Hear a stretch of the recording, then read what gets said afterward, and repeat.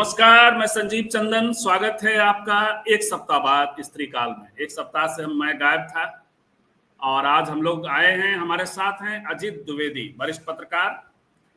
अब तो स्त्री काल के दर्शक लगातार अब तो इंतजार में रहते हैं कि अजीत जी का कार्यक्रम कब हो।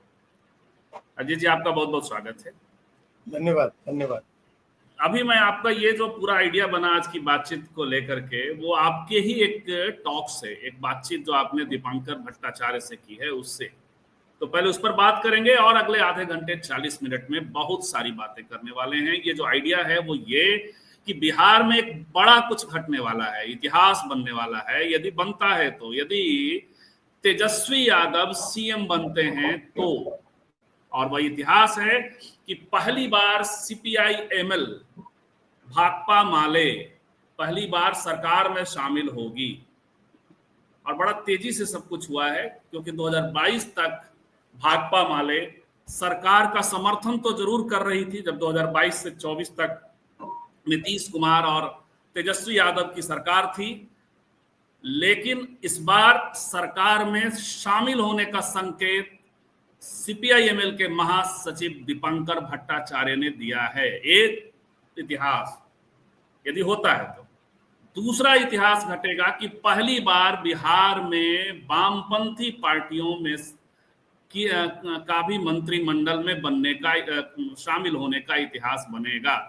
आज तक सीपीआई और सीपीआईएम भी मिलकर के बाहर से तो सरकारों का समर्थन करती रही हैं, लेकिन इवन 90 में भी, उसके पहले भी, लेकिन कभी भी मंत्रिमंडल में शामिल नहीं रही हैं।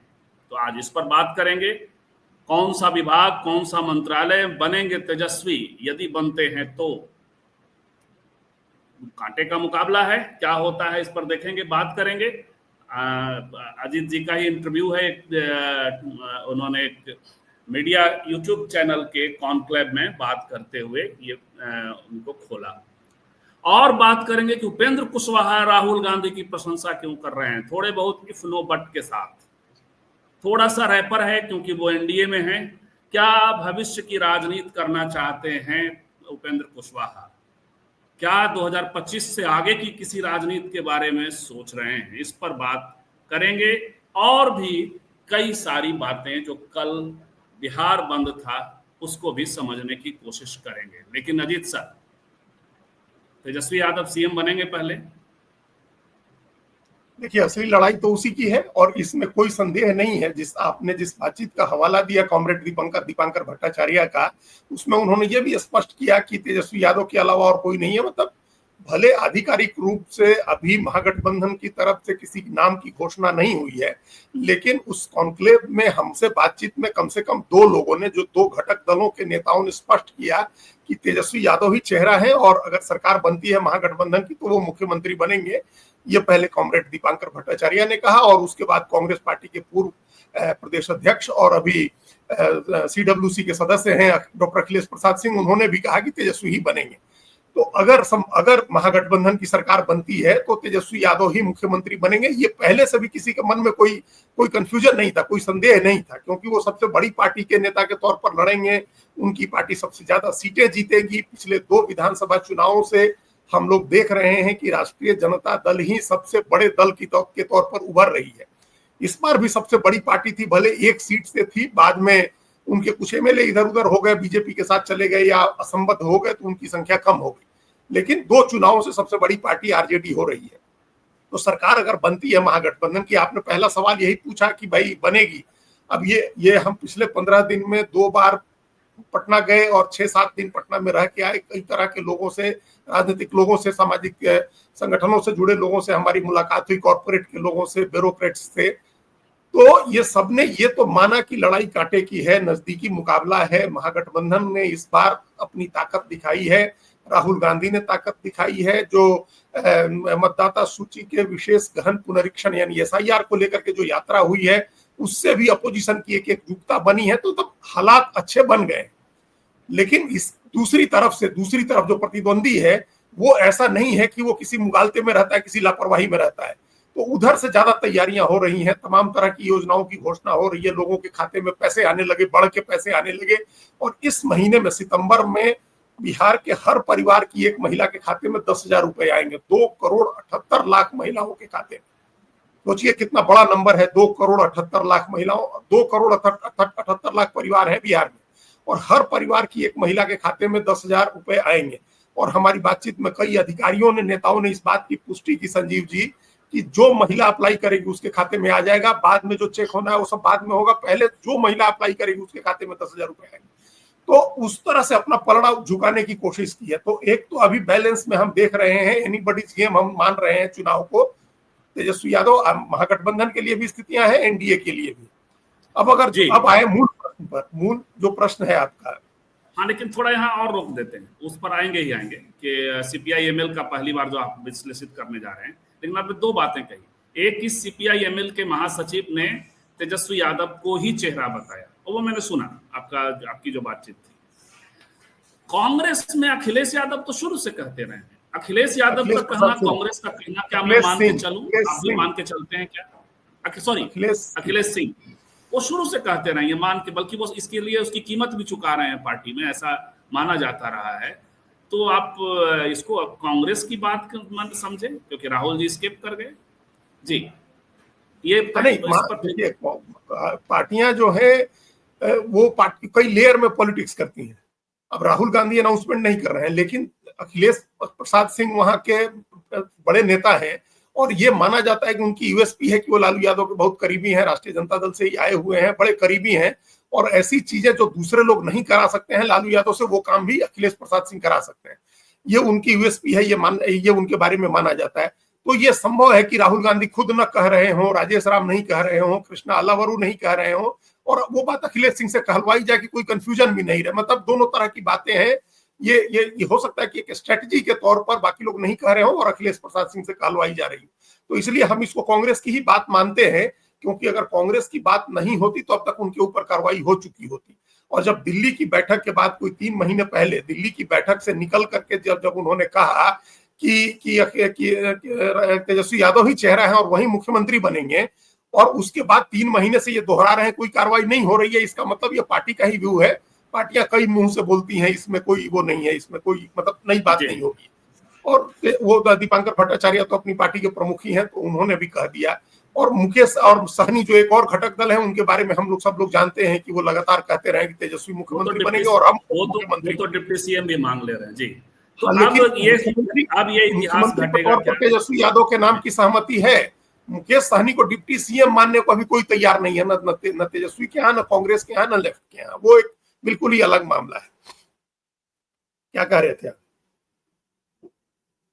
मैं सीपीआई-एमएल वाली बात कर रहा हूं कि क्या सीपीआई-एमएल इतिहास बनाने वाली है, और ये जो परिवर्तन है, ये इसको हृदय, मैं अक्सर कहता रहा हूं अजीत सर कि कभी एक बात चली थी कि पार्टी ज्वाइन किया जाए, तो सीपीआई की बात चल रही थी और कॉमरेड एनी से और सब बात होती रही। तो मैंने कहा कि कभी जब छात्र दिनों के तुरंत बाद, तो मेरा कहना था कि ज्वाइन ही करना होगा लेफ्ट पार्टी, तो फिर सीपीआई ही ज्वाइन करेंगे, क्योंकि सबकी गति वही है, अंततः पार्लियामेंट्री पॉलिटिक्स की ओर एमएल का जाना, और फिर अब तो मंत्रिमंडल में शामिल होने की हामी। तो मुझे लगता है पहली बार आपने कहवाई है, इतिहास को खोला है अजीत सर।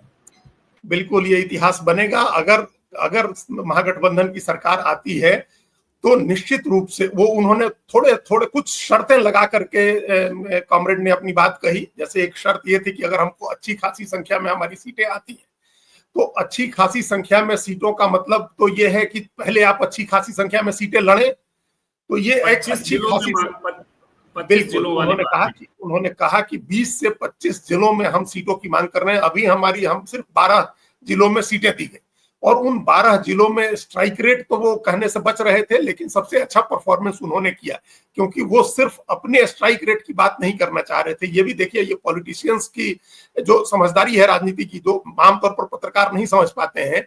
सारे पत्रकार इस एंगल पर लगातार विश्लेषण करते रहे पिछले 1 साल से, जब से लोकसभा का चुनाव हुआ, या उसके पहले विधानसभा का चुनाव था, उसके पहले 2020 से ही ये कहते रहे कि सीपीआई-एमएल का स्ट्राइक रेट सबसे बढ़िया है, 19 सीटें लड़के उसने 12 जीती है। लेकिन ये वो एनालिसिस दीपांकर भट्टाचार्य नहीं कर रहे हैं। 3 सीटें लोकसभा की लड़के 2 जीते, ये एनालिसिस नहीं कर रहे हैं।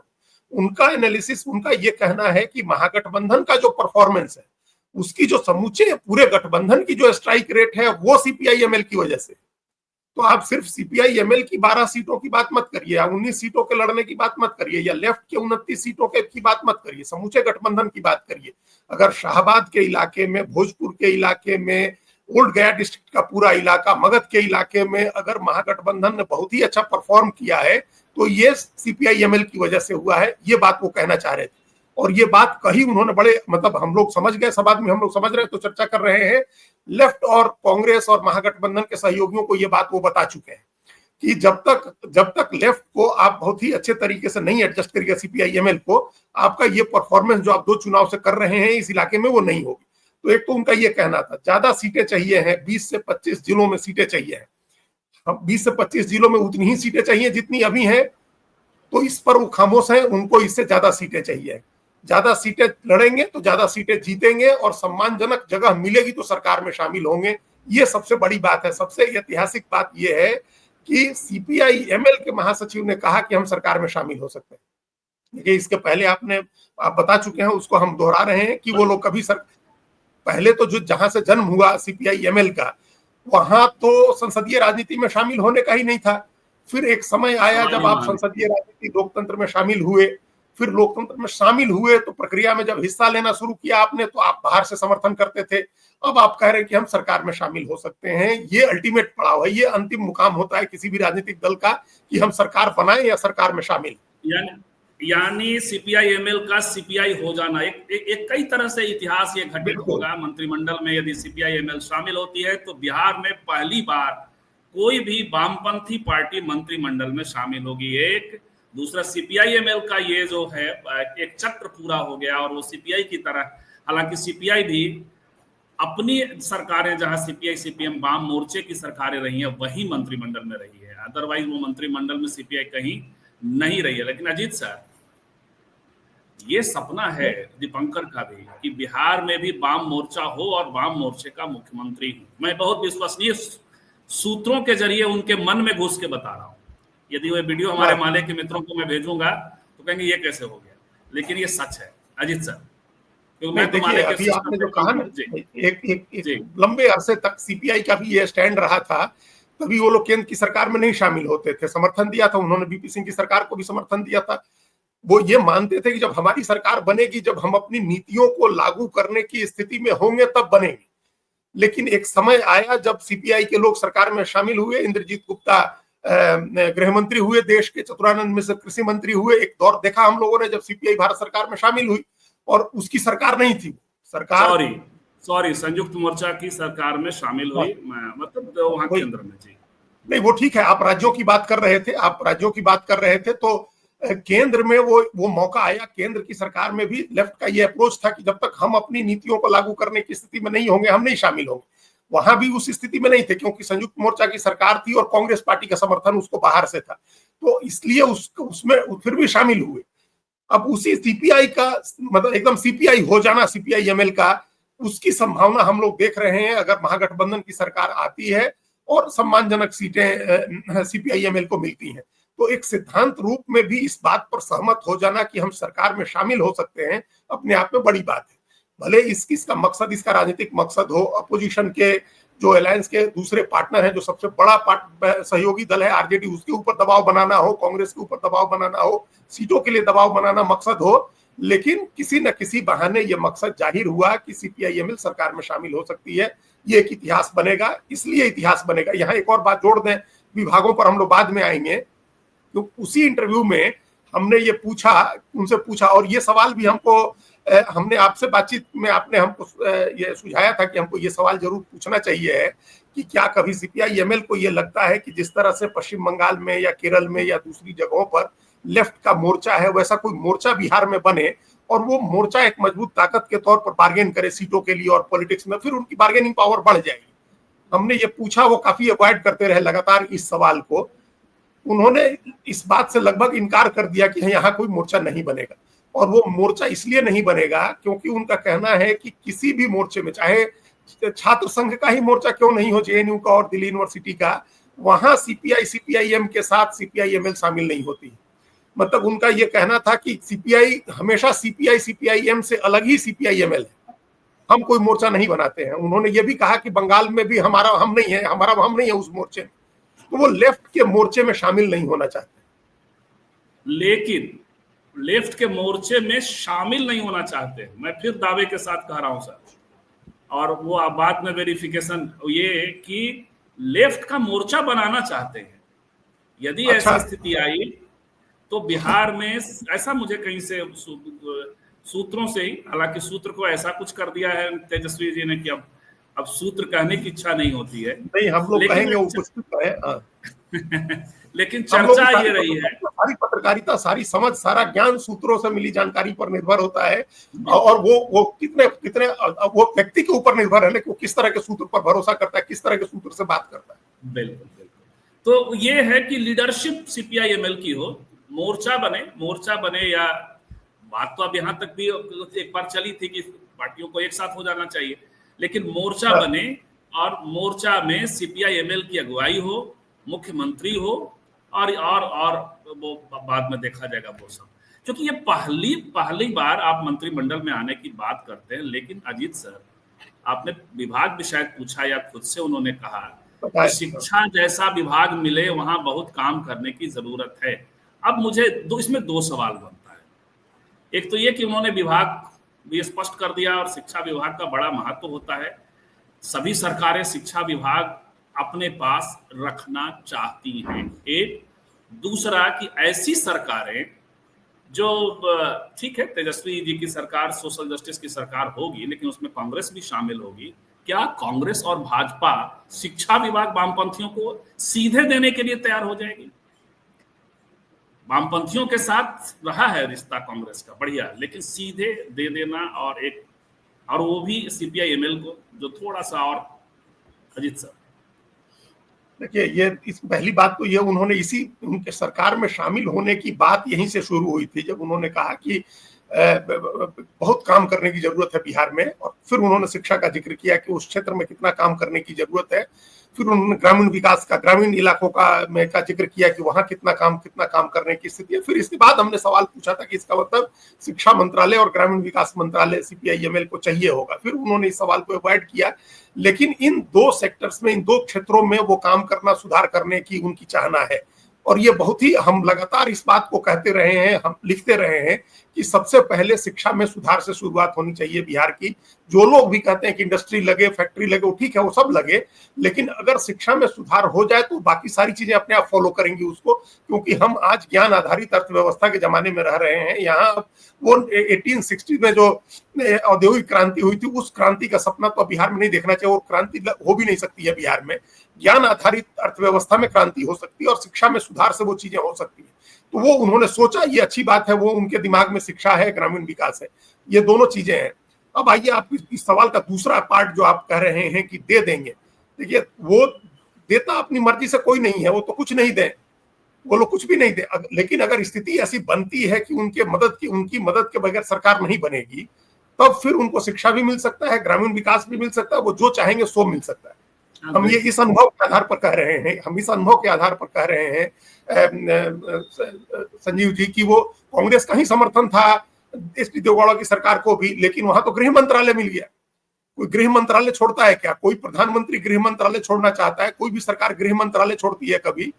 लेकिन गृह मंत्रालय मिला। वो फिर एक बार सीपीआई को गृह मंत्रालय मिलना, जिसका छत्तीसगढ़ के को लेकर के नजरिया अलग है, आज भी है। हाँ बिल्कुल, और वो हमारी बातचीत में कहा उन्होंने इस बात को खारिज किया, इस बात को एक बड़ा डिजाइन बताया कि जो केंद्रीय गृह मंत्री कह रहे हैं कि हम जो लेफ्ट विंग एक्सट्रीमिस्ट है, जो एक्सट्रीमिज्म है, LWE, उसको हम खत्म कर देंगे मार्च 2026 तक। उन्होंने फिर इस पर वो बड़े उनके दिल के करीब का मुद्दा था। उन्होंने कहा कि भाई ये LWE का मामला नहीं है, ये जो तमाम सामाजिक जो संगठन है, जो सामाजिक उत्थान गरीबों के और आदिवासियों के, पिछड़ों के लिए करने वाले हैं, ये उनके खिलाफ लड़ाई है। तो एक अलग ही व्यू रखते हैं वो इस मामले में, इसमें कोई संदेह नहीं है। लेकिन जब केंद्र में सीपीआई को गृह मंत्रालय मिल सकता है, तो बिहार में शिक्षा मंत्रालय मिलना, देखिए पिछले बार भी जेडीयू की सरकार थी, कांग्रेस की सरकार, तो शिक्षा मंत्रालय आरजेडी के पास था ही नहीं, और चंद्रशेखर जैसे व्यक्ति, क्रांतिकारी व्यक्ति शिक्षा मंत्री। आमीन मैं कहूंगा। और सर, उसके बाद क्या होगा देश में, ये भी इतिहास घटित होगा। कि केंद्र बिल्कुल। में जो सरकार है वो शिक्षा का भगवाकरण करेगी और हाँ, बिहार की जो सरकार है वो भगवाकरण, यदि उसका वामकरण ना कहें भी तो भगवाकरण को पूरी तरह चेक कर देगी, करेंगे। रोकेगी। वहां लाल रंग आएगा भगवा की जगह। और हमारे साथ साथी जो इंटरव्यू में थे उन्होंने लाल झंडे को लेकर के कुछ कहा था, उस पर भी कॉमरेड दीपांकर भट्टाचार्य जज्बाती हो गए थे कि आपको लाल झंडे से आपत्ति नहीं होनी चाहिए है। बहुत सारे लोगों को लाल झंडे से आपत्ति है। हाँ, लेकिन कॉमरेड भी आजकल, हालांकि इनके यहाँ रहा है अम्बेडकर वादी, मैंने अम्बेडकर वादी नहीं रहे हैं, लेकिन थोड़ा बाबा साहब को लेकर के एक इंक्लूसिव फॉर्म में और कुछ कुछ करने और जिस स्पेस पे काम करते रहे हैं वहां ये सब रहा। तो आजकल कत्थई हो गए। तो लाल वाला जो मामला है ना, उसका एक क्रिटिसिज्म हमारे मित्रों ने भी लिखा था कि अब जो कत्थई का मतलब नीला मिल गया है लाल के साथ। ठीक और बात। और आजकल बाबा साहब का नाम ज्यादा लेते हैं। आजकल मार्क्स और लेनिन और इवन एक इनका अंक आया, पत्रिका आई सर, जिसकी आलोचना भी हम लोगों ने की कि जानकी वल्लभ शास्त्री को आप शामिल कर रहे हो बिहार की विभूतियों में, वो माले की उसमें छप जाए। और किसी ने लेख लिखा और आप चारू मजूमदार का नाम तक नहीं लेते हो। लेकिन चलिए, इतिहास में बहुत सारी चीजें घटित होती हैं सीधे। अब अजित सर, उपेंद्र कुशवाहा, उनका पूरा इंटरव्यू तो शायद आने वाला है या कल छप गया हो, मेरी नज़र से नहीं आया हो, लेकिन उनका एक इंटरव्यू एक्सप्रेस ने किया और उस इंटरव्यू में वो बता रहे हैं एसआईआर को लेकर पहले भी बहुत स्पष्ट, 2-3 बातें बड़ा स्पष्ट कर रहे हैं। एक, एसआईआर को लेकर समय दिया जाना चाहिए था। दूसरी बात उन्होंने कही कि इसमें राहुल जी का बिहार में विजिबिलिटी बढ़ी है, और उनको एक दूसरी बात कही। और तीसरी बात कि ये डिलिमिटेशन वाला क्या, मुझे अभी तक समझ में नहीं आ रहा, क्या वो आगे की कोई पारी खेलना चाहते हैं कि बिहार के चुनाव में डिलिमिटेशन को मुद्दा बना के लगातार रैलियां कर रहे हैं, और उनके जो लोग होते हैं वो ज्यादातर कुशवाहा, आप जानते हैं उनका जो समूह होता है और क्या उनका जो ये। अजीत सर, क्या है उपेंद्र कुशवाहा? देखिए, ये बातें जो हैं, पहली दोनों बातें जो हैं वो तो में एक दबाव की राजनीति का हिस्सा है जो सभी पार्टियां करती हैं, सारे घटक दल करते हैं जब गठबंधन में होते हैं तो बड़ी पार्टी के सामने अपनी पोजीशन दिखाने के लिए। तो वो तो दोनों एसआईआर को लेकर के उन्होंने जो ज्यादा समय की मांग की वो बहुत ही लॉजिकल था, बहुत ही लॉजिकल है। हम सब लोग कह रहे थे कि इतनी आपाधापी में करने की जरूरत नहीं थी। उसके लिए समय देकर के आप 2 महीने 4 महीने पहले शुरू कर सकते थे। जून तक आप जनवरी 2025 तक समरी रिवीजन कर रहे थे, उसका डाटा आप प्रकाशित कर रहे थे, और जून में आकर के आपने अचानक एसआईआर शुरू कर दिया। आप जनवरी में एसआईआर शुरू कर सकते थे, तो समय दे करके कर सकते थे। समय की बात कहना कोई उसके लिए नाराज भी नहीं होगा, और आप अपनी एक पोजीशन भी बता देंगे। देखिए, इसी तरह की बात कही थी गिरधारी यादव ने, बांका के एमपी हैं, उन्होंने पार्लियामेंट में खड़े होकर के एसआईआर का क्रिटिसिज्म किया था। फिर उनको नोटिस चला गया जेडीयू के तरफ से कि क्यों नहीं आपके खिलाफ कार्रवाई की जाए। फिर बीजेपी का इंटरवेंशन हुआ कि भाई अपने ही एमपी की इतनी कम संख्या है, ऊपर से एक एमपी को नोटिस देने का, तो उनसे एक जवाब लिखवाया गया और उस जवाब को स्वीकार कर लिया गया कि चलिए 4 बार के वरिष्ठ एमपी हैं, इन्होंने कह दिया होगा। तो वो उस तरह से मैनेजमेंट हो रहा है। लेकिन उपेंद्र कुशवाहा की एक पोजीशन अपनी ले रहे थे, वो सीट का बंटवारा एकदम नजदीक है, और उनको किस चीज पर कौन सी बात, ऐसी बेनाइन बात कह सकते हैं जो बहुत हार्मफुल नहीं हो लेकिन एक मैसेज चला जाए। तो उन्होंने एसआईआर की टाइमिंग को लेकर के कहा, जो हर समझदार व्यक्ति कह रहे हैं कि टाइम देना चाहिए था। एसआईआर से आपत्ति कोई नहीं कर सकता, कोई समझदार व्यक्ति नहीं कर सकता है। उसकी टाइमिंग जरूर, प्रोसेस पर सवाल उठा सकते हैं, उसकी कम टाइम दिया गया, ये सवाल उठाया। राहुल गांधी की तारीफ करना कि निजी तौर पर राहुल गांधी को फायदा हुआ है उस यात्रा से, गठबंधन को फायदा हो ना हो, चुनाव फायदा हो ना हो, राहुल गांधी को फायदा हुआ है, ये भी एक पोजीशन लेना है। देखिए, उनके साथ उनके लंबे राजनीतिक करियर में आरजेडी के साथ का करियर एकदम, हमको लगता है एकदम एक डॉट के बराबर है, बहुत छोटा है। वो एकमात्र नेता है बड़े नेताओं में जो समाजवादी धारा वाले जो आरजेडी के साथ राजनीति करना नहीं चाहते हैं। उनको पता है कि उनका वोट उसके साथ नहीं मैच करेगा और उनको कोई फायदा उसका नहीं मिलेगा, तो जाना उधर नहीं है उनको। लेकिन वो एक पोजीशन बताना अपनी कि हम इन चीजों पर हमारी एक राय है, ताकि उनकी एक नाराजगी भी पहुंचे, एक उनका एक इंडिपेंडेंट स्टैंड भी पहुंचे, और सीट बंटवारे के समय एक बार्गेनिंग की स्थिति रहे उनकी। ये दो तो हमको लगा कि ये उस कारण से है। आज उनकी रैली भी गांधी मैदान में हो रही है, देखिए इस पर कुछ बोलते हैं या नहीं बोलते हैं। लेकिन जो तीसरी बात है, जो डिलिमिटेशन वाली बात आपने कही, ये उनकी ये एक ब्रॉडर प्लान का हिस्सा है, जो हमको लगता है कि बिहारी अस्मिता और बिहार या नॉर्थ वर्सेस साउथ का जो डिबेट चल रहा है, तमिलनाडु वर्सेस बिहार का भी जो डिबेट चल रहा है, उसमें अपने को एक ऐसी इंपॉर्टेंट जगह पर पोजीशन करना चाह रहे हैं जहां सिर्फ वो एक बड़ी बात कहते हुए दिखे, बाकी लोग छोटी छोटी चीजों पर लड़ रहे हैं, छोटी छोटी चीजों पर। उन्होंने वो डिलिमिटेशन के इस प्रोसेस को डिफेंड कर रहे हैं कि आबादी के आधार पर होना चाहिए, क्योंकि बिहार को अभी तक या समूचे नॉर्थ को आबादी का डिविडेंड अभी नहीं मिला है। जो आबादी का लाभ मिलना चाहिए था, ज्यादा आबादी का लाभ मिलना चाहिए था, वो नहीं मिला है, और साउथ के स्टेट्स उसका लाभ ले चुके हैं।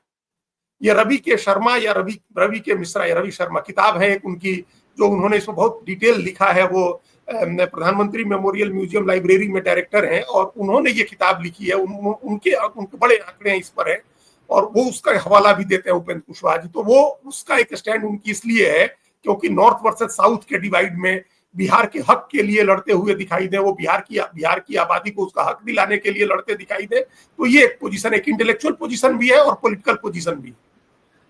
इसमें दो चीजें सर, ये मैं एक जगह जो मैं कहने जा रहा था कि क्या दो तीन बातें, और उससे क्या आपकी सहमति और उसको आप बात आगे बढ़ाएं या बात में कोई डिफरेंस हो। तो एक तो ये कि कुशवाहा समाज में एक आकांक्षा है अब लीडरशिप में आने का, स्टेट लीडरशिप में आने का। तो उपेंद्र कुशवाहा में उसकी पात्रता भी है और उस पात्रता को वो बढ़ाने के लिए ये सारी चीजें कर रहे हैं।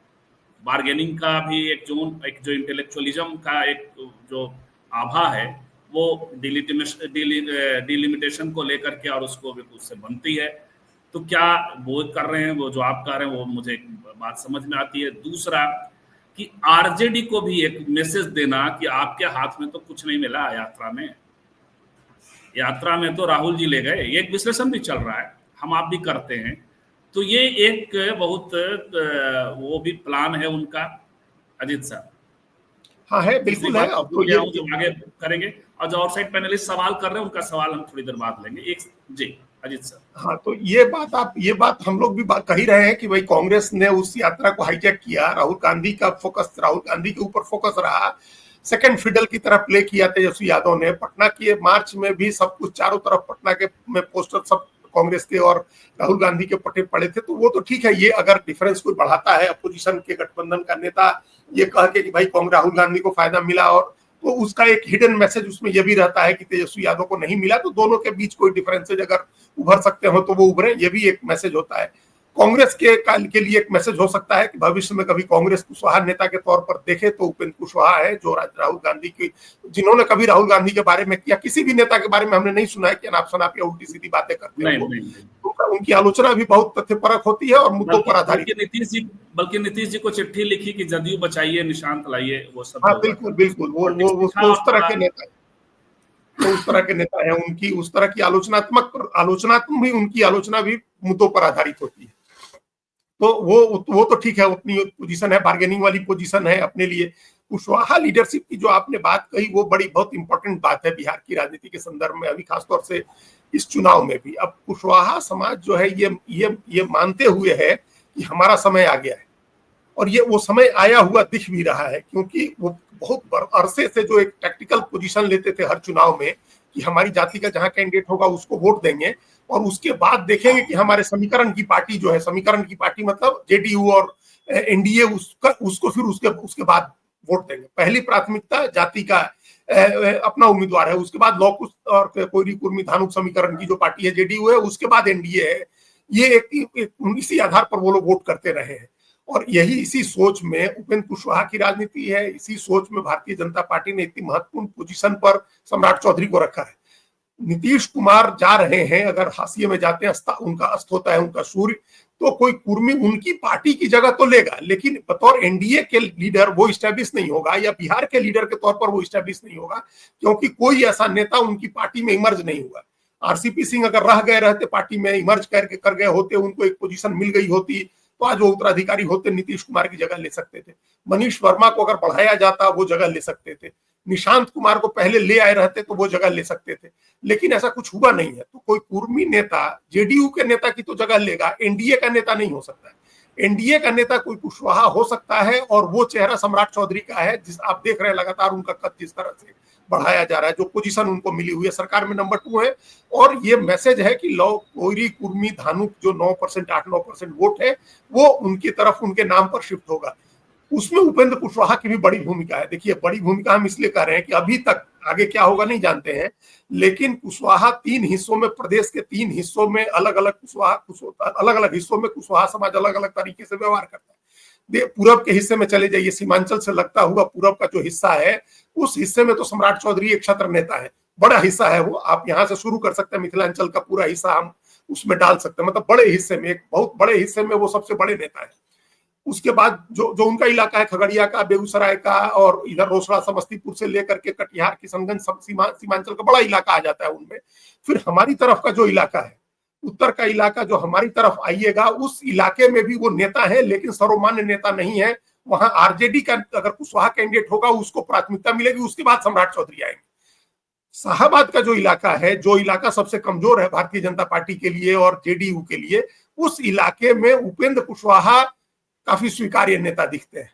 और वहां एक मैसेज है कि उनके साथ अन्याय हुआ लोकसभा चुनाव, तो इसलिए वो जो वहां उनकी जरूरत एनडीए को है। तुरंत आपने देखा कि लोकसभा चुनाव हारते ही उनको राज्यसभा भेजा गया, तो एक सम्मानजनक सीट उनको मिले और एक कुशवाहा लीडरशिप एक सर्टेन इलाके में ही, मान लीजिए कि औरंगाबाद काराकाट के इलाके में ही, आरा बक्सर के इलाके में ही, वहां लेफ्ट को भी इनको जवाब देना है। उस इलाके में तो लेफ्ट को जवाब दे देते हैं, वहां तो संभाल लिया सम्राट चौधरी ने, खगड़िया सीट नहीं तो वो भी चली जाती सीपीआईएम, वहां तो संभाल लेते हैं। इस इलाके में कौन कुशवाहा संभालेगा, तो वो एक लीडरशिप, उसके लिए उपेंद्र कुशवाहा की जरूरत है।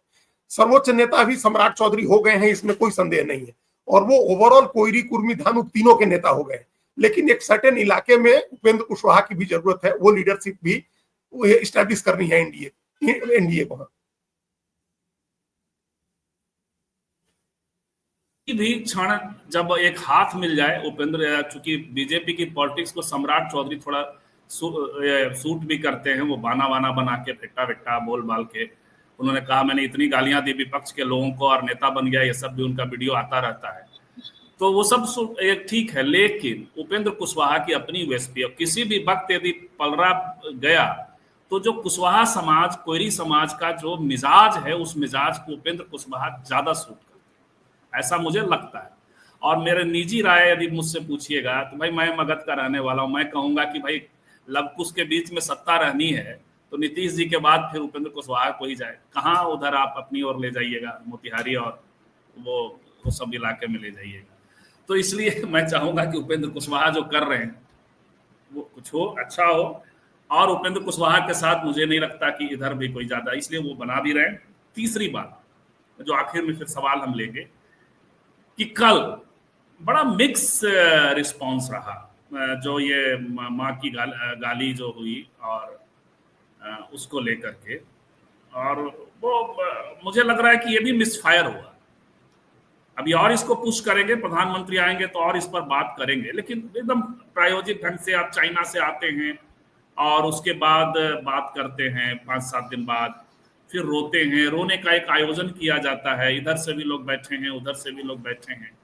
पब्लिक भी, कई सारे ऐसे वीडियोस भी दिखे जो प्रायोजित वीडियो नहीं है, लेकिन वो कह रहे हैं भाजपा के लोगों ने गाली दे, कई महिलाएं मिल रही हैं, लालू जी, ये तो लगता है कि सब कुछ अजित साहब, महिलाएं भी पूरी तरह नहीं आ पाई, पुरुषों ने ही झंडा थाम रखा था ज्यादातर। जी अजित साहब। वो तो उसका मकसद बहुत, हमको जो समझ में आया कि बंद का मकसद कोई बंद करके अपनी ताकत दिखाना नहीं था, वो किसी न किसी बहाने से बीजेपी एक कैंपेन चलाए रखना चाहती है ताकि ज्यादा से ज्यादा लोगों तक ये बात पहुंचाए कि प्रधानमंत्री को मां की गाली दी गई है, गाली कांग्रेस और आरजेडी के मंच से दी गई है और गाली देने वाला मुसलमान है। तो ये 3 चीजें पहुंचाने का मकसद है। महिलाओं के बीच में अगर ये मैसेज पहुंचा दिया आपने किसी भी माध्यम से, इस तरह के बंद करके, प्रदेश अध्यक्ष के रो देने से, प्रधानमंत्री के भावुक हो जाने से, या प्रधानमंत्री अभी 15 सितंबर को आ रहे हैं, उससे किसी तरह से अगर हो जाए, एक मैसेज हो जाए, तो उसका एक अलग ही असर है महिलाओं के बीच में। और दूसरा ये मैसेज हो जाए कि गाली देने वाला मुसलमान था, तो उसका जो लाभ मिल सकता हो वो लाभ मिलना हो, तो वो मैसेज पहुंचाना है। एक होता है ना कि बंद करके आप अपनी ताकत दिखा रहे हैं कि हम कितने ताकतवर हैं। सरकार को बंद करने के लिए ताकत दिखाने की जरूरत नहीं है। अगर बंद करने की ताकत दिखानी होती तो कल छुट्टी कर देती सरकार, सार्वजनिक अवकाश हो जाता। फिर सार्वजनिक अवकाश के में आपका क्या, उसमें फिर आप थोड़ा बहुत भी जोर लगाएंगे तो चारों तरफ बंद दिखाई देने लगेगा। तो वो नहीं किया सरकार ने। तो ताकत दिखाना मकसद नहीं था, मकसद ये था कि इस मुद्दे को जीवित रखना है और ज्यादा से ज्यादा लोगों तक, जिसमें महिलाएं ज्यादा हैं, उन तक ये मैसेज पहुंचाना है कि प्रधानमंत्री की मां को गाली दी गई जो दिवंगत हो चुकी हैं, और गाली देने वाला मुसलमान था जिसने महागठबंधन के मंच से गाली दी। तो बस ये उसका मकसद है। तो ये हम नहीं कर रहे, ये कोई मुद्दा ऐसा नहीं कि इस मुद्दे पर चुनाव लड़ने जा रही है भारतीय जनता पार्टी या एनडीए चुनाव लड़ने जा रहा है। देखिए एनडीए की राजनीति का दायरा जो फैला रहता है ना, वो ऑक्टोपस के 8 हाथ पैरों की तरफ फैला रहता है। तो अब ये उसमें एक मुद्दा ये है, देखिए जैसे हम लोग कहते रहे कि भाई एसआईआर करिए, लेकिन उसके साथ 10 और मुद्दे हैं, उठाइए, आपने नहीं उठाए। ये बीजेपी सारे मुद्दे उठाती है, उसमें एक ये भी मुद्दा है कि माँ की गाली का मुद्दा भी एक ले आओ, भी चलाए। 4 गेंद हवा में 2 गेंद हाथ में। हाँ, वही मुफ्त की चीजें बांटते रहो, ये भी है। पहले लोगों को लगा कि मुफ्त की चीज पर लड़ जाएंगे, तो मुफ्त की चीज भी एक है, एक ही चीज है वो। मतलब 100 मुद्दे होंगे, एक मुद्दा उसमें भी है कि हम जो पैसे बांट रहे हैं, हम सेवाएं बांट रहे हैं, हम बिजली फ्री कर रहे हैं, एक ये हो गया। एक माँ की गाली का इमोशनल मुद्दा हो गया, एक मुसलमान का मुद्दा हो गया, सांप्रदायिकता का मुद्दा हो गया, एक प्रधानमंत्री के करिश्मे का, अति पिछड़ी जाति का हो गया, एक लौकुश समीकरण का हो गया। तो ये 100 मुद्दे होंगे। यहाँ आप एक लाइन पर चल रहे हैं और वहां उसने पूरी अपनी शाखाएं फैला दी भारतीय जनता पार्टी। बिल्कुल, लेकिन मुझे भाजपा के कार्यकर्ताओं के प्रति बड़ा दुख होता है कि भाजपा जो है वो भावनात्मक प्रोग्राम ही अपने कार्यकर्ताओं को देते रहती है। कभी भी कंस्ट्रक्टिव प्रोग्राम मुझे भाजपा के लोगों की ओर से, अब देखिए उनके अश्विनी चौबे और उनका बेटा, अब वो फिर लॉन्च होगा, मथुरा काशी तो है ही है। अब नई बात आरएस वो संघ प्रमुख से अलग कि वो बक्सर भी अब चाहिए। बक्सर में पता नहीं क्या, मैंने वेरीफाई नहीं किया क्या लेकर के, पहले गिरफ्तार हो चुका है वो नीतीश जी के वो भागलपुर में। तो ये सब इनको यही चीजें इनके पास होती हैं ये। लेकिन सवाल सर, माँ की दाल जो है वो मूंग या मसूर की दाल को दिल्ली या आसपास में कहीं कहते हैं ना, माँ की दाल। हाँ तो है, यहाँ मिलती है, तमाम ढाबों में मिलती है जी। तो माँ की दाल गलेगी कि नहीं ये देखना है। मैंने तो ऐसा नहीं है वो उसका देखिए 0.1% भी हो गया तो हो गया है। ये वैसा नहीं मुद्दा है कि हम इस मुद्दे पर चुनाव लड़ रहे हैं और यही दाल गलानी है। मतलब अगर उस मुद्दे से 2000 वोट भी जुड़, 2000 लोग जो नाराज थे अगर वो भी आ गए तो हो गया, वो मुद्दा सफल हो गया। ऐसा नहीं है कि एक ही मुद्दा होता है। लेकिन उतना ही बैकफायर करता हुआ आपको नहीं दिखा कि नीतीश जी का डीएनए वाली बात है, लोगों के लोग मतलब अब तो पब्लिक है और बड़ा अलग तरीके से कम्युनिकेशन का दायरा है। तो डीएनए वाली बात आ गई, सब कुछ आ गया, तो उसको आपको नहीं लगा कि एक बैकफायर भी किया होगा थोड़ा? नहीं, डीएनए वाली बात तो अब हो गई, पुरानी हो गई, और नीतीश कुमार को दिक्कत नहीं है। उसके बाद नीतीश कुमार खुद ही आ गए। और देखिए बिहार में अब डीएनए की बात को आप बहुत नहीं समझा सकते हैं। देखिए हम बहुत लोगों से पूछे नीतीश जी का डीएनए खराब है, वो लोग मानते नहीं। कहा कि अरे डीएनए में तो बहुत चीजें लोग आम एक फिगर ऑफ स्पीच है, लोग आमतौर पर बोल देते हैं कि उसके डीएनए में गड़बड़ है। ये कोई जिस जो गाली दी गई है उसके मुकाबले ये वो नहीं, ये मुद्दा नहीं चलेगा। ये मुद्दा बीत चुका है। बाकी दूसरे मुद्दे भी जो है आप उससे तो आप बार बार जितनी बार ये कहते हैं उससे लगता है कि आप जस्टिफाई कर रहे हैं गाली को, तो ये तो और उनको फायदा होता है। जस्टिफाई नहीं करना चाहिए ना आप जिम्मेदारी से मुक्त हो सकते हैं ना उसको जस्टिफाई कर सकते हैं। हालांकि जांच कर रहे एसडीपीओ का कोई, मैंने वो भी वेरीफाई नहीं किया, लेकिन हमारे साथी मनोरमा अपने कल के प्रोग्राम में कह रही थी कि एसडीपीओ का बयान आ गया है कि उसका न कांग्रेस से कोई रिश्ता है, न राजद के साथ कोई रिश्ता है, किसी दल के साथ कोई रिश्ता नहीं है, उसने जो गाली दी है। खैर वो तो रिपोर्ट आ गई है, वो तो संजीव जी रिपोर्ट आ गई है कि वो किसी पार्टी का कार्यकर्ता नहीं, किसी कांग्रेस से भी नहीं जुड़ा हुआ, आरजेडी से भी नहीं जुड़ा, किसी पार्टी से नहीं जुड़ा हुआ है। इसमें कोई वो सब आ गई रिपोर्ट। ये तो ठीक रिपोर्ट आप लोग कोट कर रहे हैं और रिपोर्ट आ गई है, पुलिस की रिपोर्ट आ गई है। लेकिन मंच तो आरजेडी कांग्रेस का था, मंच आरजेडी कांग्रेस का था। अभी थोड़ी देर पहले वहां से उतर के राहुल गांधी तेजस्वी यादव गए थे, और हमने पहले भी एक दिन और शायद आपसे कहा या निजी बातचीत में कहा था कि क्या प्रियंका गांधी ने तो कहा था कि नीची राजनीति करते हैं, तो उसको नीची जाति की राजनीति नहीं बता दिया था भारतीय जनता पार्टी ने। तो वो मुद्दा बनाने के लिए इतना रैशनल होने की जरूरत थोड़ी होती है, इतना रैशनल होने की जरूरत थोड़ी होती है। बहुत सारी चुनाव में कौन सी बात कैसे ले जाई जाएगी, बहुत सारी ऐसी बातें जो हैं वो चुनाव में बहुत सारी बातें कांग्रेस भी करते रहती है और ये लोग, लेकिन देखना ये है कि कितना होता है। अब कुछ टिप्पणियां हैं जिसमें से एक टिप्पणी थी साकेत कुमार की आपके लिए। बिहार की जनता क्या करेगी, बिहार में अजीत जी आप क्या सोच रहे हैं? प्रशांत किशोर और बिहार की जनता, हम लोग कई बार बात किए, लेकिन अजीत फिर भी साकेत को जवाब। प्रशांत किशोर की राजनीति को हम सब लोग बहुत बारीकी से देख रहे हैं। उनका एजेंडा तो इस्टेब्लिश हो गया है संजीव जी, उनका एजेंडा इस्टेब्लिश हो गया है। उनका एजेंडा सारी पार्टियां फॉलो कर रही हैं। बिहार के चुनाव में इस बार की जो सबसे अच्छी बात है वो यही है कि बिहार की बात हो रही है। लोग बिहार के मुद्दे पर चुनाव लड़ने की बात कर रहे हैं कि पलायन रोकेंगे, ये बात सब आदमी कह रहा है। देखिए कॉमरेड दीपांकर भट्टाचार्य ने भी बैठ के कहा ना कि शिक्षा में बहुत सुधार की जरूरत है, ग्रामीण विकास गांव में बहुत सुधार की जरूरत है। तेजस्वी यादव भी कह रहे हैं कि हम रोजगार देंगे, पलायन रोकेंगे। कांग्रेस पार्टी रोजगार दो पलायन रोको यात्रा निकाल रही है। तो पलायन का मुद्दा है, विकास का मुद्दा है, बिहार में शिक्षा गरीबी का मुद्दा है, बेरोजगारी का मुद्दा है, बिहार में निवेश लाने का मुद्दा है। बिहार में निवेश आ रहा है। हम तो पहली बार अभी पटना में थे तो हमने सुना कि 50,000 करोड़ रुपए से ज्यादा का प्राइवेट निवेश आ रहा है बिहार में। बिहार देर से ही सही, लेकिन बिहार में एक इंडस्ट्रियल और इन्वेस्टमेंट की पॉलिसी आई है। तो ये सब चीजें होने लगी, ये प्रशांत किशोर का इफेक्ट है। तो एक तो कोई आदमी होना चाहिए ना जो इस तरह के मुद्दे उठाए। उन्होंने मुद्दा उठा दिया, अपना खर्च करके, अपनी मेहनत से, अपने पैसे खर्च करके उन्होंने ये मुद्दा स्टैब्लिश किया। आज जो इंडिया ब्लॉक, अभी एक साथी का हम देख रहे थे, उन्होंने भविष्यवाणी कर दी कि 130 से 135 इंडिया ब्लॉक। तो वो आज ये सोच पा रहे हैं हम लोग इंडिया ब्लॉक के बारे में, तो उसके भी पीछे प्रशांत किशोर का बदलाव का एजेंडा है। उन्होंने बदलाव के एजेंडे को स्टैब्लिश किया कि बिहार में बदलाव की जरूरत है। नीतीश कुमार, अब बाद में तेजस्वी यादव भी कहने लगे, नीतीश को सबसे पहले टारगेट किया प्रशांत किशोर ने। उनको अपनी राजनीति रही है उनकी, लेकिन उन्होंने प्रशांत किशोर ने टारगेट किया। बदलाव का एजेंडा उन्होंने स्टैब्लिश किया, बिहार का एजेंडा उन्होंने स्टैब्लिश किया। तो एक तो सबसे बड़ी बात यह है कि उनका एजेंडा चलने लगा। दूसरी बड़ी बात यह है कि जो एजेंडा उन्होंने स्टैब्लिश किया उसका राजनीतिक चुनावी लाभ लेने के लिए उनके पास संगठन है या नहीं।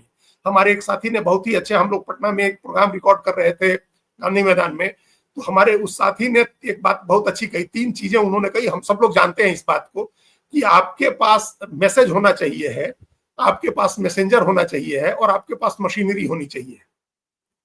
नरेंद्र मोदी जब आए थे 2014 में, तो उनके पास एक मैसेज था। वो गुजरात मॉडल का एक मैसेज लेकर के आए थे कि विकास गुजरात का जैसा हुआ है हम वैसा विकास करेंगे। एक जो अंतर्निहित धारा थी वो हिंदुत्व वाली थी, हिंदू हृदय सम्राट वाली थी, लेकिन विकास का मैसेज था। वो खुद ही बहुत अच्छे मैसेंजर थे, और उनके पास एक मशीनरी थी भारतीय जनता पार्टी और आरएसएस की। वो चुनाव जीत गए। अरसे बाद किसी को 1984 के बाद पहली बार किसी को बहुमत मिला लोकसभा में। तो प्रशांत किशोर के साथ ये एक अच्छी बात है कि उनके पास एक मैसेज है, उनके पास एक कहानी है सुनाने के लिए। सबसे जरूरी चीज होता है स्टोरी आपके पास है कि नहीं। जो अच्छा स्टोरी टेलर होता है आज के जमाने में। आज मुझे 2019 का अपना ही पोस्ट दिखा, यही बात हमने लिखी थी कि एक सपना, एक स्टोरी, हाँ। तभी सरकारें बदलती हैं। सरकार बदलने के लिए आपको, चाहे वो 74 में बदली हो, मतलब 77 में, या उसके पहले 67 वाले में भी जो बड़ा बदलाव हुआ उसमें भी कहानी थी। पहला बिल्कुल सही, आप अपनी बात नहीं, तो आपके पास एक कहानी होनी चाहिए है सुनाने के लिए, जिसको हम करें कि एक मैसेज होना चाहिए है पहुंचाने के लिए। फिर आपके पास एक मैसेंजर होना चाहिए है, और आपके पास मशीनरी होनी चाहिए है। अभी प्रशांत किशोर के पास ये तीनों चीजें दिख रही हैं। उनके पास एक मैसेज है, उनके पास एक बहुत ही अच्छी कहानी है सुनाने के लिए। जैसे हम लोग मनमोहन सिंह के जमाने में 10 साल भारत गाथा सुनते थे, इंडिया स्टोरी की चर्चा होती थी, पूरी दुनिया इंडिया स्टोरी की चर्चा करती थी, भारत गाथा की चर्चा होती थी। वैसे एक बिहार गाथा प्रशांत किशोर के पास है, बिहार स्टोरी प्रशांत किशोर के पास है। एक मैसेज है, बहुत ही अच्छे मैसेंजर है, और उन्होंने एक मशीनरी अपनी तैयार कर ली है। पैसे के दम पर की है, आदर्शवादी युवाओं के दम पर की है, आकांक्षी युवाओं के दम पर की है। उन्होंने एक मशीनरी भी तैयार कर ली है। उनके पास तीनों चीजें हैं, मैसेज है, मैसेंजर है, मशीनरी है। नहीं है क्या पास जी। नतीजा क्या होगा हम प्रेडिक्ट नहीं करेंगे संजीव जी, क्योंकि बिहार में, देश में कई मॉडल है। एक मॉडल है कि आपकी पार्टी बने और 25 साल के युवा हो, प्रफुल्ल महंत टाइप से, और सरकार बन जाए। एक मॉडल ये है कि आंध्र प्रदेश के सम्मान की बात आए, तेलुगु सम्मान की बात आए, और एनटी रामाराव पार्टी बना करके उतरे, पहली बार में सरकार बना ले। एक अरविंद केजरीवाल का मॉडल है कि आप आए और सरकार बना ले। एक प्रजा राज्यम का मॉडल है चिरंजीवी का कि आप आए, तमाम हाइप क्रिएट करें, लेकिन 15 सीट पर रह गए। एक डीएमडीके का मॉडल है तमिलनाडु का, विजयकांत, कैप्टन विजयकांत का, बड़े सितारे थे, वो आए, हाइप बनाई, 27 सीटों पर आ गए, सरकार नहीं बना सके, उसके बाद पार्टी बिखर गई। तो ये तमाम मॉडल है। किस मॉडल में प्रशांत किशोर कहाँ फिट होंगे हम अभी आज उसकी भविष्यवाणी नहीं कर रहे हैं, लेकिन उन्होंने अपनी कहानी स्टैब्लिश कर दी है बिहार की राजनीति में। इसमें कोई दो मत नहीं, आप उनको इग्नोर करके नहीं चल सकते। लेकिन जो नहीं है प्रशांत किशोर के पास, इतनी चीजें हैं जो अजीत जी ने कही, जो नहीं है वो है आंशिक आदर्श भी। वो कहते भी हैं, उन्होंने घोषणा भी की है कि मैं कोई आइडियल और उसमें पॉलिटिकल आइडियोलॉजी में विश्वास नहीं करता। तो नहीं है तो उनके पास आदर्श और तमाम तिकड़ में जो सूचनाएं आते रहती हैं वो सारी तिकड़ में वो एक्सेप्ट कर सकते हैं, ऐसे तमाम चेहरे एक्सेप्ट कर सकते हैं जिसके खिलाफ वो बोलते रहे। वो अरविंद केजरीवाल से भी आगे का वर्जन, वो अलग बात है। लेकिन राजनीति में तो कुछ भी होता है। राजनीति में तो देखिए सर, डिल्लो ब्लॉक्स कह रहे हैं, संभावनाओं का भी अपना एक, स्पेकुलेशन का भी अपना एक होता है। आपको काउंटर किया है धनंजय जी ने पहले, उसके बाद हम आते हैं डिल्लो ब्लॉक्स की ओर। आपका हालचाल लेते रहते हैं हमेशा, वो पता नहीं कि अजीत जी क्यों नहीं है। धनंजय जी कह रहे हैं कि मोदी जी की मां का मुद्दा बैकफायर हो गया है। अजीत जी माने या ना माने, नीतीश जी ने बीजेपी बंद को एक्सपोज भी कर दिया। आरजेडी बीजेपी में कोई वो तो था कि कल जेडीयू का बहुत या घटक दलों का बहुत साथ बीजेपी को नहीं मिला। लेकिन डिल्लो ब्लॉक जो कह रहे हैं कि 130 135 यदि आ गया इंडिया को तो क्या ऑपरेशन लोटस हो सकता है? 130 135 में आसान नहीं होगा ऑपरेशन लोटस। देखिए अभी क्या है, इसका जवाब इसलिए हम पढ़ने के बाद हमको लगा कि बात इस पर होनी चाहिए है। ये कॉमरेड दीपांकर भट्टाचार्य ने भी ये बात कही थी कि हमको डिसाइसिव मैंडेट चाहिए होगा, नहीं तो आप जानते हैं कि आजकल क्या होता है। डिसाइसिव मैंडेट का मतलब बड़ा मैंडेट एक हो, तो वो उस मैंडेट की जरूरत हम लोगों ने देखा है कि मध्य प्रदेश में छोटा मैंडेट था, बहुमत से पीछे रह गई थी कांग्रेस पार्टी भी। 116 का बहुमत था और कांग्रेस को 114 सीटें मिली थी। लेकिन उस समय बीजेपी सिर्फ 5 सीटें पीछे थी कांग्रेस से, 109 सीट पर थी। तो बीजेपी ने ऑपरेशन लोटस कर दिया, वहां बड़ा नेता एक टूट गया, ऑपरेशन लोटस हो गया। बिहार में भी हम लोग देख ही रहे हैं। अभी जब इसी पिछले ही साल नीतीश कुमार जब लौटे वापस दूसरी बार बीजेपी की तरफ और बहुमत साबित करना पड़ा, तो कितना प्रयास उनको करना पड़ा, किस तरह से विधायकों को, अपने ही विधायकों को पुलिस से कैसे पकड़वा करके मंगाना पड़ा। डॉक्टर संजीव का मामला सबके सामने है, किस तरह से विजय सिन्हा प्रहलाद यादव को लेकर के गए, कैसे किस तरह से किस दबाव में उनको उठाया गया, किस तरह से बीमा भारती को उनके बच्चों परिवार को बहुत थाने में बिठाया गया, उसके बाद बीमा भारती पहुंची। तो ये सारी कहानियां हम लोगों ने देखी। वो उसी का छोटा पार्ट था ऑपरेशन लोटस का ही, बहुमत साबित करने के लिए। तो वो खेल हो सकता है ऐसी, उसमें हम इस बात से कभी इनकार नहीं करते हैं। लेकिन उसमें क्या होता है कि हमेशा ये खेल वही हुआ है जहां मोटे तौर पर मैंडेट, एक लोगों का रुझान, मन बीजेपी की तरफ हो। ये नहीं है कि अगर मन उनकी तरफ नहीं है, बीजेपी की तरफ नहीं है, या चुनाव में बीजेपी को लोगों ने खारिज किया है, तब ये मैं कहीं नहीं हुआ है। ये हम एक नई अवधारणा क्या है, लेकिन तथ्यों पर आधारित हम ये बात कहते हैं और इसको बड़ा जोखिम लेकर के हम ये बात कहते हैं संजीव जी, क्योंकि फिर कई लोग ये कहने लगते हैं कि आप बीजेपी की बात कर रहे हैं। जैसे हमारा मानना था कि 2000 मानना अभी भी मानना है कि 2018 में कर्नाटक का मैंडेट चुरा लिया था कांग्रेस पार्टी ने। कांग्रेस पार्टी को ये नहीं करना चाहिए था, कांग्रेस पार्टी ने मैंडेट चुरा लिया था। मैंडेट वहां बीजेपी को सरकार बनाने का मिला। कांग्रेस पार्टी चुनाव हारी थी, वहां सिद्धारमैया को 5 साल सरकार चलाने के बाद कर्नाटक की जनता ने हरा दिया था। चुनाव हारने के बाद बीजेपी जीती थी। बीजेपी बहुमत से 8 सीट भले पीछे रह गई थी, लेकिन बीजेपी जीती थी। वो 60 सीट से बढ़ के 104 पहुंची और आप 124 सीट। लेकिन तब आपने एक बड़ा वो काम किया, ऐसा जो राजनीति में लोग उसको जस्टिफाई करते हैं, लेकिन आपने 30 एमएलए वाली पार्टी को, एचडी कुमारस्वामी जिसके नेता थे, उसको उसकी सरकार बना दी, उनको मुख्यमंत्री बनवा दी। आज बीजेपी के लोग कह रहे हैं कि प्रधानमंत्री प्रज्वल रेवन्ना के प्रचार में चंद्रशेखर को बना दिया जी, वैसा ही कुछ हुआ। आप करने गए थे, आपने आज कांग्रेस के लोग कह रहे हैं, आरजेडी के लोग कह रहे हैं प्रज्वल रेवन्ना के प्रचार में गए थे प्रधानमंत्री। भाई प्रज्वल रेवन्ना जिस समय ये सारे कांड कर रहा था, उस समय उसके चाचा को आपने मुख्यमंत्री बनाया, उसके पास 30 एमएलए थे। आपने प्रज्वल के पिता को मुख्यमंत्री बनाया और इतना पावरफुल मुख्यमंत्री बनाया कि उसने डीके शिव कुमार को पीट दिया विधानसभा में। तो आपने उस परिवार को स्टैब्लिश किया कांग्रेस ने मैंडेट चुरा करके। तो बीजेपी ने जब ऑपरेशन लोटस किया तो वो उसका बदला था, जो आपने किया था 18 में, उसका बदला उसने 22 में लिया। ऐसे ही महाराष्ट्र में हुआ। महाराष्ट्र में भी मैंडेट चुराया गया 2019 के चुनाव के बाद। मैंडेट तो बीजेपी और शिवसेना को मिला था, लेकिन आपने फिर एक अनैतिक गठबंधन शिवसेना के साथ करके और उनके आदमी को मुख्यमंत्री बना दिया, उद्धव ठाकरे को।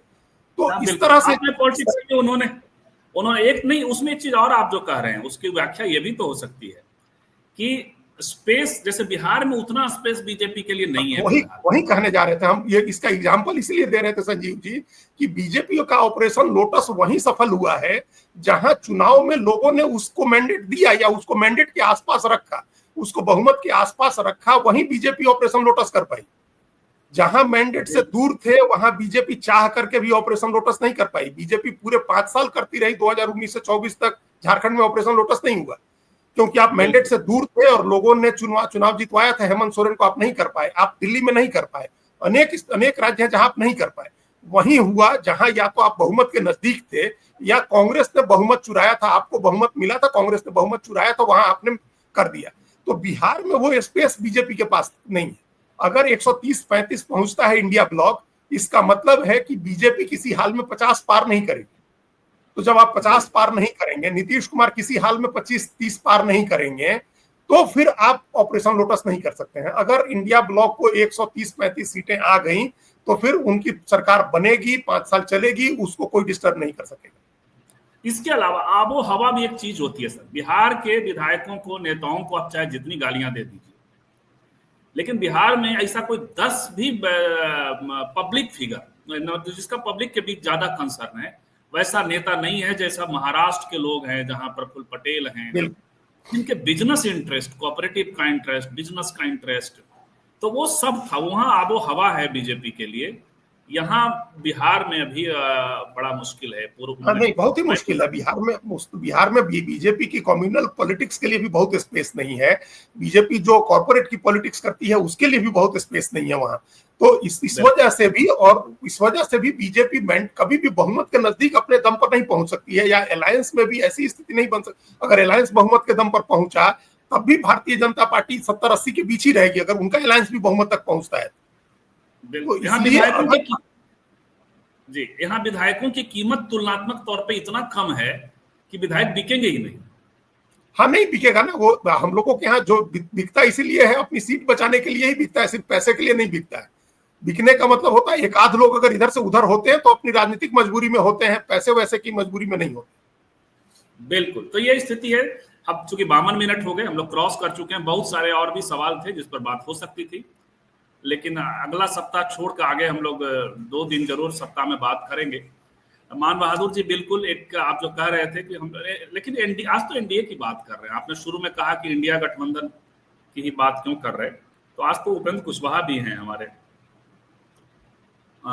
वे तो चुनाव जहां चोरी के वहीं मैंडेट के नजदीक पहुंचे थे। बीजेपी को बिहार में 10 सीट भी कहीं आ रही है, क्या ईमानदार है? नहीं ऐसा वो वाला थ्योरी जो है ना गणेश जी, अब बड़ा ऐसा बैठा हुआ है लोगों के मन में। जब बैलेट से भी वोट होते थे तो बीजेपी वहां एक ताकत थी। कर्पूरी ठाकुर के जमाने से बीजेपी, भारतीय जनसंघ वहां ताकत रही है, उसका स्पेस है, उस स्पेस को तो इनकार नहीं किया जा सकता है। बिल्कुल, सरकार बनी थी तो उसमें जनसंघ ने भाजपा उसकी, हाँ वही और हम अपने और जितने भी अभी देख रहे हैं, हम लोगों को आगे भी देखेंगे। हम लोगों की कोशिश ये होती है कि हम पॉलिटिकल न्यूआंसेज को समझाएं, बिल्कुल घटनाओं के विश्लेषण के अलावा। और कोई हमारी उस तरह से एक पक्षधरता है हमारी, हम तो सीधे सीधे बात करते हैं। हम तो ये भी कह देते हैं कि उपेंद्र कुशवाहा मगध से आ जाए, हालांकि इतनी कमजोर पक्षधरता मेरी नहीं है। बहुत बहुत धन्यवाद अजीत सर, आपने समय निकाला। निकालते रहे ऐसे ही, हम सबसे बातचीत करते रहे, थोड़ी गालियां भी खाते रहे, थोड़ी आप प्रशंसा भी लेते रहे। एक आध गाली आ गई थी। और निश्चित तौर पे हम लोग कास्ट पे बात करते हैं तो कास्ट को लेकर के राय लोग बनाएंगे, बनाना भी चाहिए। बहुत बहुत धन्यवाद, मिलते हैं फिर, नमस्कार। ठीक है।